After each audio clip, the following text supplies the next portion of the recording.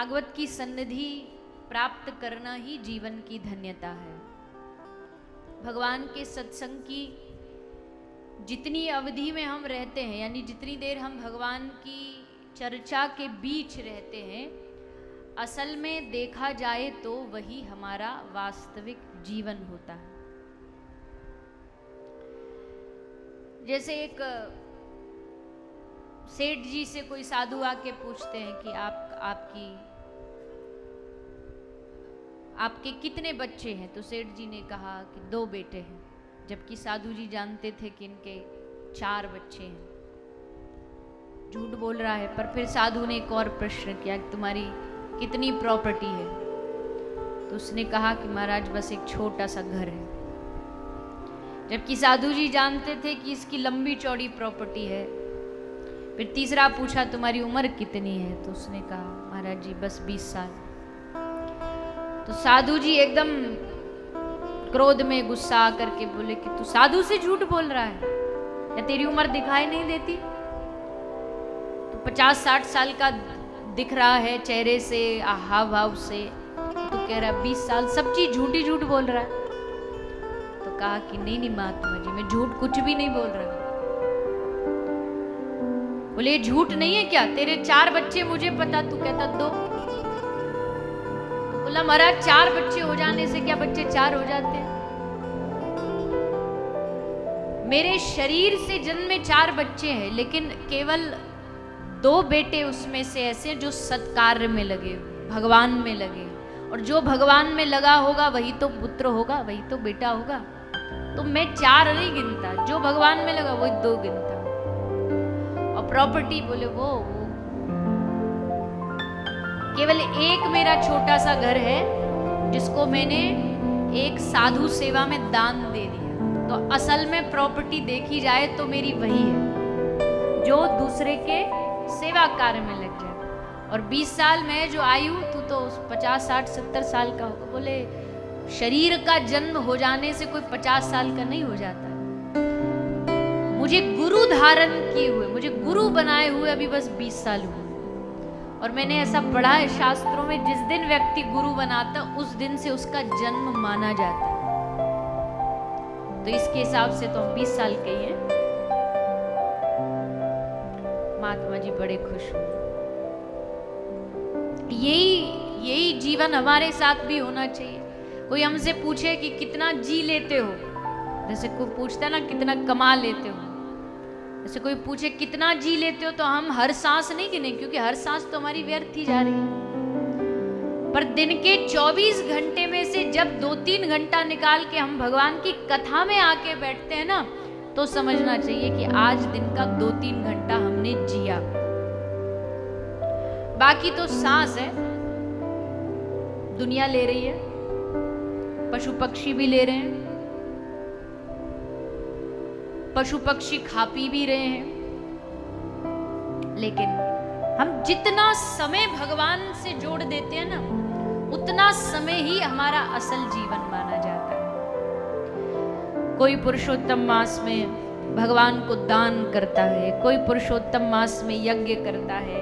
आपने यहाँ 7 दिन बैठ कर के पुरुषोत्तम मास में 7 दिन दान भी किया, यज्ञ भी किया, परिक्रमा भी की, जितने भी ध्यान साधन जितने कुछ है सब कुछ किया आपने। अब आप कहोगे कैसे? हमने तो कोई यज्ञ नहीं किया, हमने तो कोई दान नहीं किया। लेकिन दान है क्या? यज्ञ है क्या? अरे कोई एक भूखी गाय के मुख में एक रोटी पवा दे, यज्ञ का मतलब क्या होता है? यज्ञ में आहुति दी जाती है देवों को, देवताओं को, और देवताओं को आहुति देने का मतलब है स्वाहा। स्वाहा जो हम करते हैं उसमें हर एक देव को उनके नाम लेकर के उनको आहुति प्रदान की जाती है, और जो आप अग्नि में डालते हो हवन कुंड में, वो देवताओं के पेट में पहुंच जाता है। तो गौ माता के भीतर कौन है? कौन है? 33 कोटि देवी देवता है। तो अलग अलग देवी देवता को जाके एक एक को कौर खिलाएं, उससे अच्छा आपने एक रोटी एक चारा गाय को खिलाया, यज्ञ हो गया, चलता फिरता यज्ञ। दान क्या किया आपने यहां पर? केवल पैसे का रुपया का दान ही दान थोड़ी होता है।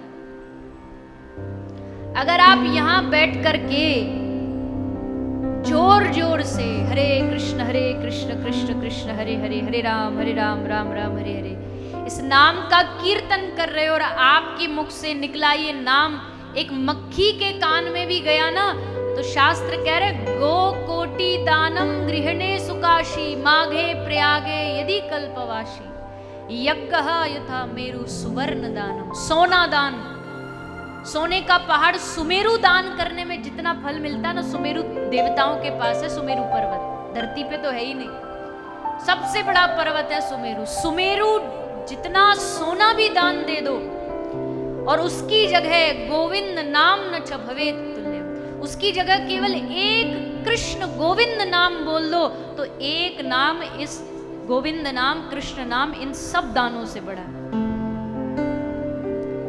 किसी राह चलते को अगर आपने कह दिया ना भैया एक बार कृष्ण बोल दे, और उसने आपके कहने पे बोल दिया, समझो करोड़ों करोड़ों आपने धन धान्य दान कर दिया। अपनी वजह से किसी को भगवान से जोड़ना, ये बहुत बड़ी सेवा है। इस सेवा में हमारे जो पूर्व के यजमान जी है ना, सामने बैठे तो याद आ गई, हमारे राम जन्म गुप्ता जी, उनका पूरा परिवार ये सेवा में बड़े आगे हैं। ये खुद तो करते करते सबको खींच खींच के लेकर के आते हैं, चलो भैया वहां चलो। इस कथा में भी आपके मित्र को पकड़ के लाए, तुम चलो, हम तो आनंद ले ही लिए, अब तुम भी आनंद लो। और जब आप मिलने, यजमान जी जब भी मिलने रोज आते तो वह एक ही बात कहते, भैया हम तो इनकी वजह से आए, हम तो इनके लाने से लाए। तो ये कितनी ये किसी को ऐसे ही अभिमान को प्रबलता मिले इसलिए ये नहीं बात बोली जा रही, पर ये सबको कही जा रही है कि देखो आप मित्र भी ऐसे बनाओ। कोई मित्र आपको लेके जाता भैया चल शराब के ठेका पे चलते हैं, कोई मित्र आपको जुआ घर लेकर के जाता, और ऐसे मित्र हो जो आपको पकड़ के कहे चलो भैया भागवत जी में यजमान बनो, चलो गौ माता की सेवा करने चलो। तो इससे अच्छी मित्रता की धन्यता और क्या हो। दूसरों को जो भगवान के नाम से जोड़ दे उसकी बड़ी प्रबलता है।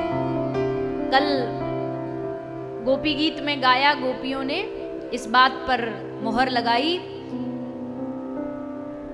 कि भूरिदा जन श्रवण मंगलम श्रीमदाततम भुवि गृणन्ति ते भूरिदा जन। इस दुनिया में सबसे बड़ा दाता वही है जो भगवान के नाम को दूसरे के कानों तक पहुंचाए।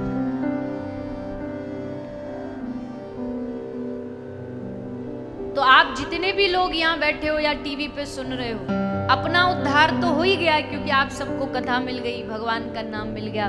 पर अब बस इतना ही, यहीं पे संतुष्टि नहीं कर लेनी, रुक नहीं जाना कि बस हमारा काम हो गया। नहीं, भगवान का भक्त चाहता है कि दूसरों को भी उसका कल्याण करे। भगवान श्री रामानुजाचार्य,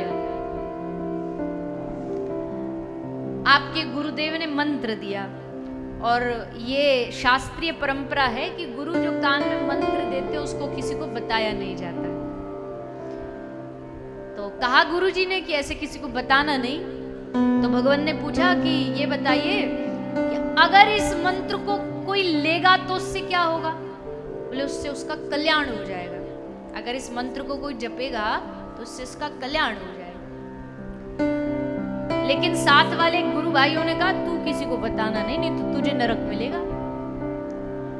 तो जैसे भगवान रामानुजाचार्य ने सुना कि जो इसको लेगा कल्याण होगा, तो ऊंची चढ़ी हुए मंत्र उच्चारे हो, छत पे चढ़ गए, और छत पे चढ़ के जोर जोर से चिल्ला चिल्ला के कह रहे जिसको अपना कल्याण करना हो आ जाओ, ये मंत्र ले जाओ, आ जाओ ये मंत्र ले जाओ। मेरे गुरुदेव ने मंत्र दिया, ये कल्याणकारी मंत्र है।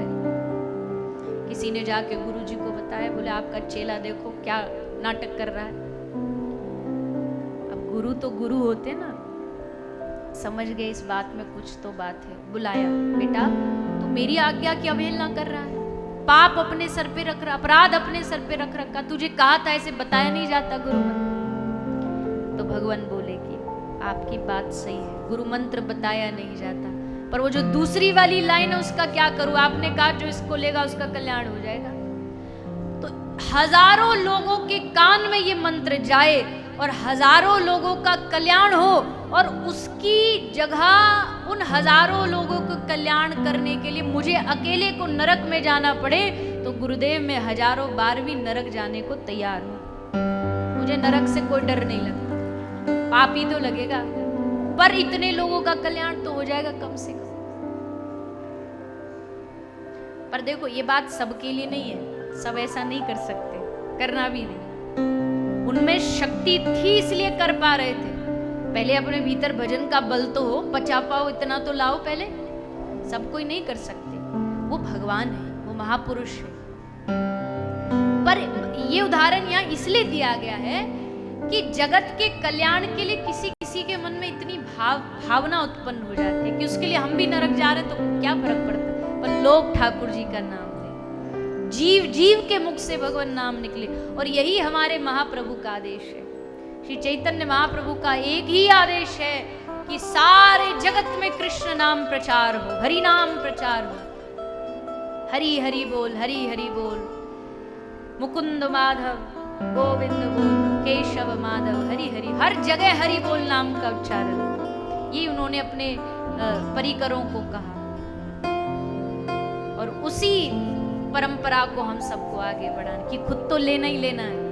कोई मिल जाए तो उसको दो बात, वैसे तो ज्यादा किसी से ज्यादा ज्ञान बांटने की जरूरत है नहीं, और कोई मिल जाता है तो प्यार से उससे समझदारी से कहे भैया आप भी माला किया करो, भैया आप भी ठाकुर जी का नाम लिया करो। 50 को कहोगे तो उसमें से 5 तो करेंगे, और अगर उन 5 ने भी कर लिया तो आपका ये 7 दिवसीय कथा श्रवण करना, ठाकुर जी की नजर, ठाकुर जी की दृष्टि आप पर एक बार तो जरूर पड़ेगी कि देखो कितना बढ़िया व्यक्ति है, मेरा नाम प्रचार कर रहा है, जगत तक मेरा नाम पहुंचा रहा है।